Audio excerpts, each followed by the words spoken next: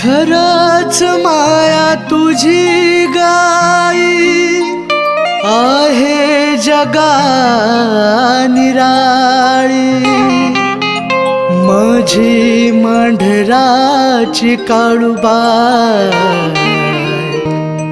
ज्याला कळाली त्यालाच कळाली.